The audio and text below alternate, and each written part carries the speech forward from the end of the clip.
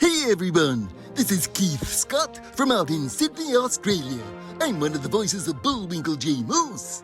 It's time to watch Relentless and Unstoppable. And so give it up for your main hosts, Douglas Kenny and Andy McPhee. Hey everybody, this is Doug Kenny and welcome to Relentless and Unstoppable. We have another amazing guest coming on the channel today, so please hit like and subscribe. And after this episode, please stay tuned to the RNU channel for more amazing guests. Let's get this on! Hey everybody, how you doing? Just a quick little share of why I started Relentless and Unstoppable. It was for one very simple reason, because of Doug Kenny. Nothing to do with me at all, zero. I was just coaching Doug, and he took on the coaching and mentoring, and he made all the changes. He took all the suggestions from his parents as well as my coaching, but it was all about Doug, his breakthrough and his weight loss, his willingness to accept that he is dealing with high functioning autism and other issues, but he's never quit, he's never given up. So we did one interview with him to share his story, and then we decided to start interviewing other people, and Doug has now taken over the whole channel, and he does all the interviews, he runs everything. He's just an amazing young man. So RNU was born from simply what an amazing young man Doug is, and his story needed to be shared.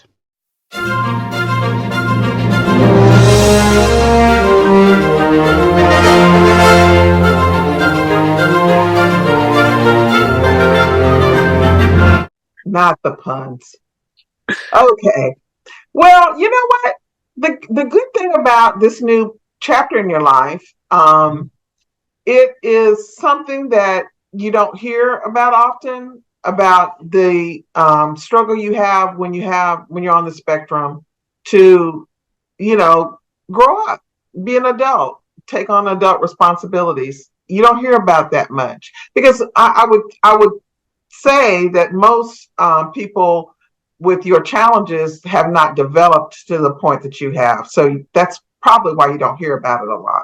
So I would really encourage you to talk about that as much as you possibly can, because it would be beneficial to people who are trying to make that transition from, being dependent because of their autism to being independent in spite of it.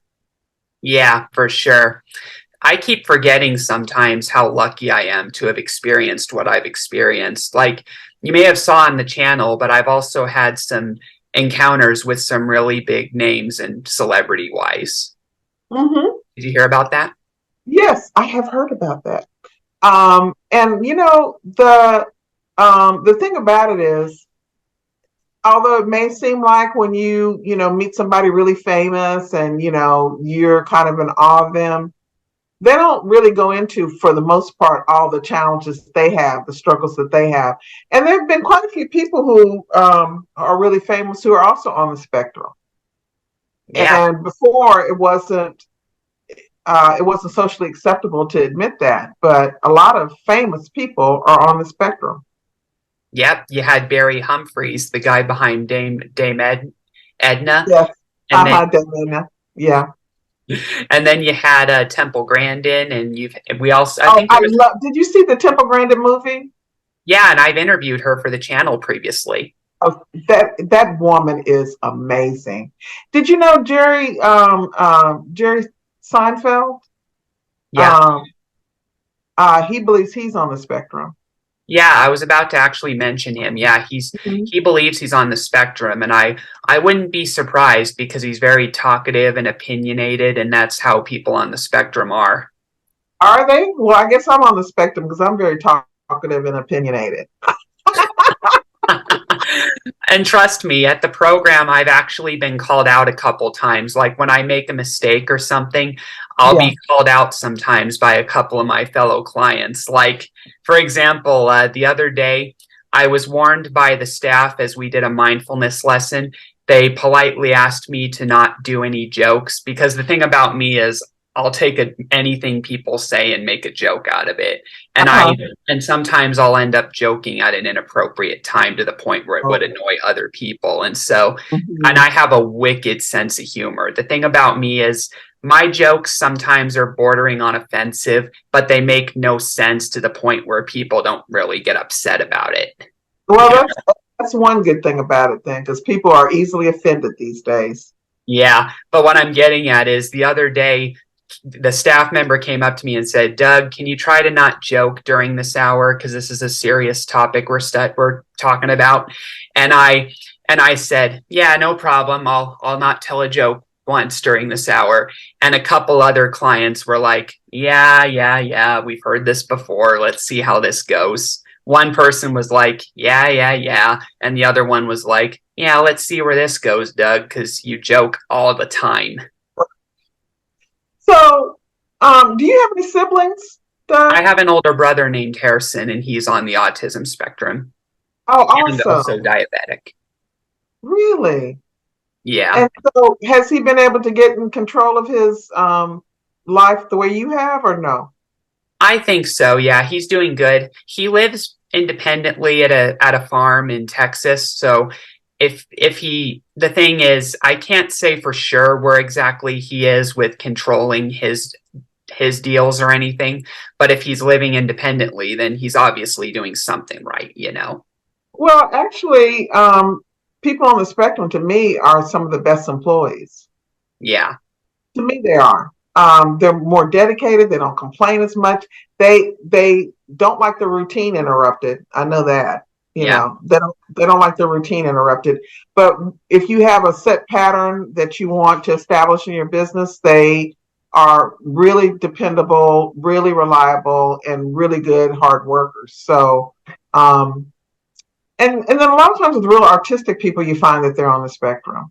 Um, Yeah. and I work with a lot of really artistic people, so I'm familiar with that. But I encourage people to hire people who have gone through programs like what you're going through, Hmm. because they're going to be really, really good hard workers, really good employees.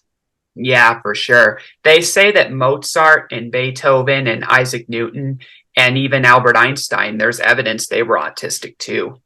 And I'm sure that if you could look at almost any person who's really done some amazing things, the focus that you have to have in order to accomplish those kind of things, that's probably a good indication of a person that's probably been on the spectrum before we even knew what autism was. Yeah, for sure. So yeah, as I was getting at, sometimes I can be called out by my peers, sometimes the other time it happened, you see, one of my best pieces of advice that I learned from my mom, by the way, is run into the storm, not away from it. Right. And I use that advice to a lot of the people I meet at program and the people I work with. And one time I was asked by one of the staff members to participate in a knitting session and crocheting session.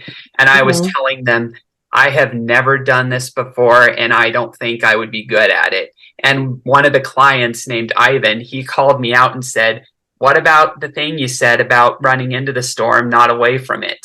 This is just what he thought you were saying. You were trying to say running into the yarn and not away from it. You're not the only one who can make bad jokes. Yeah. Do you want to hear a bad joke I know that's so Let's bad hear it's a good? bad one. Okay. Uh and I had no, here's how it goes. I had athlete's foot last week. However, I'm not an athlete, so I just have foot. That is really bad. Yeah. Another bad joke I know is one time a client came up to me and said, "What's new with you, Doug?" And I said, "I don't know. What's a nuance with you?" Oh my God. Oh, that's really bad. Those are groaners, what they call groaners. And here's Um, another dad joke that I know. What do you call spicy halibut? A jalapeno.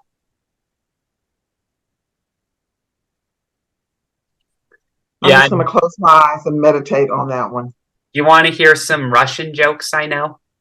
No Russian jokes? Yeah, I know a few Russian jokes. Here's one. If Vladimir Putin, eventually surrenders in this war against Ukraine, it would show that he's been Putin-a-son. Oh my God, that is so bad. Or maybe, or maybe, it could just be as well that maybe he's just doing some Stalin. Oh my God, that is even worse. So be it. Instead of Well, so be it, Soviet.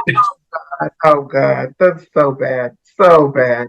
I'm so glad that your staff is there to rein you in. Yeah. Someone needs to. Well, on the flip side, what you ought to do to really challenge yourself is do stand-up comedy and see how you do. Yeah, I've been considering it for a while. I've considered stand up. So they have open mic nights at stand-up comedy clubs, and you should, instead of inflicting this on all the world, you should go in front of a small crowd, armed with glasses and things to throw at you, and see how you do. So Run into the storm. you're absolutely right. Just a question. So there are open nights at stand up clubs where people can tell their own jokes and all that? Uh, They are? yeah, they have open mic nights. That's how that's how a lot of comics got started, is open mic nights. I should I should look into that. I'd love to share When you my do, make sure you record it, because I'm responsible for your career as a stand-up comedian, and therefore I should get 10%. So make sure you record it so I can see it. I like you. You're a lot of fun. Yeah, so enjoy it. I think you would enjoy it. You got good delivery, because you really hold on to the punchline to the very end. So yeah, I would collect a whole bunch of really bad jokes like the ones you just told me and do an open mic night. You Or shouldn't go. you can organize your own.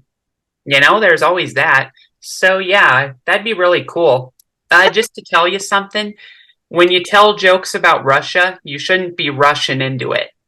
Oh my God. Okay. I think that's enough time for tonight. So we thank you. I think so, because as you know, I am not working on a whole lot of sleep, so I will probably be tossing and turning, thinking about Stalin and Putin and rushing into things. All right, so I'll let you go now, but we thank you for coming on to R&U. Well, I really enjoyed it, and I'm so glad you reached out to me, and it's so nice to know that, all that hard work I put into writing these books, that people still remember and enjoy them, because what's the point? I could write them for myself, but that'd be really boring. Yeah, for sure. I know exactly what you mean. It's nicer to write them and then sell them and then live off the proceeds, in my opinion. Yeah. Hey, my office right quick. I love my Go office. ahead. Let me see. I have all my books and awards and stuff. And of course, it's all full of books and awards and more books and stuff. You have way more awards than I do. I just love this. This is one of my favorite rooms. I bet. So where can people find you? Well, I am under the kitchendiva.org, or just kitchendiva.org. So if you just do kitchendiva.org, there's a place where you can, write me notes or look at the food that I'm cooking or whatever, whatever appeals to you. But yeah, you can send me messages through my website if you so desire. People do. And in your case, you can just call me on the phone. You know what else I should tell you? Your cookbooks do, what, and something in your cookbooks that would appeal to me? A banana. Appeal? Okay, you have 4 weeks to get on stage and make sure you record it. That is my challenge to you. 4 weeks. 4 to get on stage. All right. And then you need to research the ones that also give money for the best price. So I want half as your agent. Yeah, we'll see about that. So I want half. I'm responsible, people. America, I'm responsible for discovering him as a stand-up comic and inflicting his humor upon America. Yep, for sure. All right. So we thank you for coming on to R&U, and everybody. Thank you. Please check her out on her website and through her books. And we'll see you next week for the next episode of R&U. Gee, that's all we have for Relentless and Unstoppable. So tune into the next episode to hear more amazing stories from amazing guests. This is Keith Scott from Sydney, Australia saying so long, and I'm smarter than the average bear. Chee.